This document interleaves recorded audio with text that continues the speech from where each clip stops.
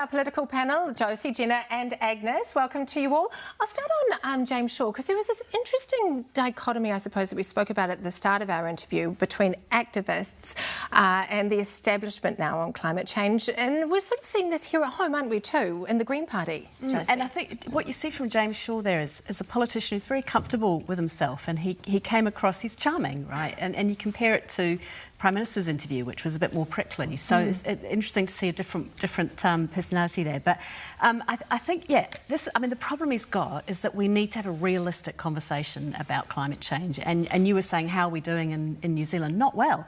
Yep, OK, we've banned oil and gas. We've increased our coal consumption. So, you know, when can we have a realistic discussion about what's going to make a difference? And the big thing that would make a difference is bringing emissions down in developing countries. And we could be giving far more funds. We committed to Paris Declaration to give $100 billion globally to developing countries, Pacific countries, countries across the world to bring their emissions down. We could pay China not to build coal plants, more coal plants. So there's a whole lot of things. We kind of need a reality test, I think, about that. And he sort of grapples with that, doesn't he? I think he's becoming a little bit more activist as well, following that coup that wasn't a coup from the Green Party. We've seen him starting to do a little bit more green stuff. With the He Waka Eke Noa announcement, he made it clear on record that he wanted to go further and faster, so bringing out a little bit more of activist Shaw. Agnes, I wanted to ask you about Christopher Luxon's comments this week on climate change. He was talking about using the ocean to offset our carbon if we change the way we count it. James Shaw isn't sold. Are you? Well, actually, you know, Luxon's correct, because if you look at what the issues are, and there's been some polling this week, climate change is important, but it's down the priority list. And we have to reconcile some of the things that we want to do to lower our emissions to the reality for New Zealand today around cost of living pressures. So it's about reconciling those priorities. Josie, what did you think about Luxon's comments this week? Yeah, I think the problem he's got is that he doesn't quite understand the policy, I think, that he's talking about.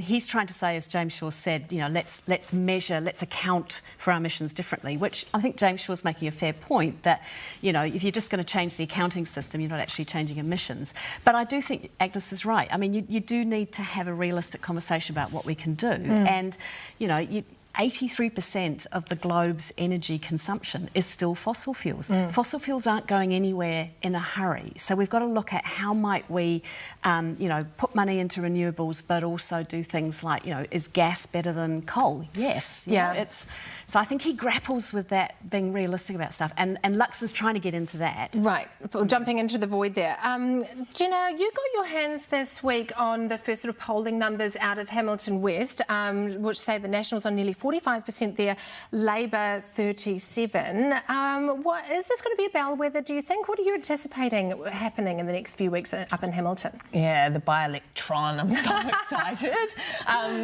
I think Labour, National have both been having this kind of scrap-off for underdog status, so seeing those numbers was really interesting. Labour does have a massive uphill battle here because not only are they in government, and governments find it really, really difficult to win by-elections, they also have an ex-MP who is hell-bent on taking them out, and he is not going to be quiet in this by-election. So, yeah, big uphill battle for them. One of the strangest episodes, I think. Well, definitely the strangest episode in politics this year for me. But the Nats must be feeling good at this opportunity, I suppose, to test the electorate and get some good news before the end of the year, Agnes. It is a really good opportunity, and I think also what we've seen with the recent local government elections is that there is definitely a shift in the mood, and the shift generally was more towards the centre-right. So look, this is a good place to be. It's a good time in the cycle to get that, you know, some of the key messages that National wants out and use this by-election to do that. A little bit of a practice run too, perhaps. Yes. I want to talk about something that happened in Parliament this week, which is the ACT Party and the Greens are calling for the Leader of the Opposition title to be scrapped. They don't want to hear it anymore. What do you think about that, Josie? I don't know, do they want co-leadership of the opposition or something? I don't know. It's such a Beltway issue. This is very rare for me. I have absolutely nothing to say about this. It's like, does anyone care? Whoosh. Who cares? David Seymour cares. That's who cares. Why does he care so much? Well, Well, because he had a really good run over the last sort of 4 or 5 years while National was scrapping itself to the death. He had a really good run because he could cut through and kind of become almost the pseudo leader of the opposition. Now that National has a leader with credibility and that people are going to for the grab on the news, David Seymour still wants to be that dude, and he's taking on Christopher Luxon and doesn't like him as leader of the opposition. He kind of is that dude still, right? So he's the one who's rolling out policy. I mean, you'd have to say, whatever your politics, ACT and David Seymour have been right there in front of every story. So they are kind of the de facto leader of the opposition. It comes across as petty high school politics. It really does. Nobody cares about it out there in the voting public, do they? But David Seymour wants to make it official, I suppose.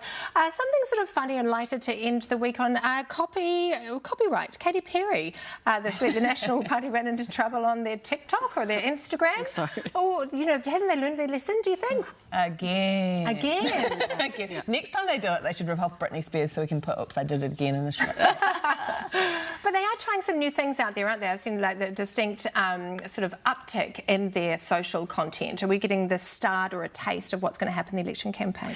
Yeah, some policy would be good though. I mean, you may well do well on social media, but so far all we've seen is kind of brand National Party policies like tax cuts, and, you know, frankly, that's not going to win any voters over at the moment, who, as we've seen in the polling, want governments to throw stuff at the cost of living problem. They do not want to see a tax cut going to, what is it, half the tax cut would go to the top 10% earners and landlords. There's surely better ways of spending that money. They are in this awkward sort of spot, though, aren't they? Because they will want to save their big policies and their positioning to keep that sort of secret under wraps until next year, Jenna, won't they? So they've got to fill the void at the moment with a little something, test some things out. Yeah, and I think that 39% tax bracket is they're shifting on that. They're now saying that, look, we'll only do it when fiscal conditions allow. So we might see them when fiscal conditions allow, which isn't any time soon. So we might see that sort of in a third year of a term type thing. And it is their massive Achilles heel at the moment, so I think we'll probably see them shift on that. It's like they're waiting for Labor to lose. So interesting. Thank you. So that's all we've got time for this morning, but thank you so much, Josie, Jenna and Agnes, for joining us on the panel on The Nation here this morning.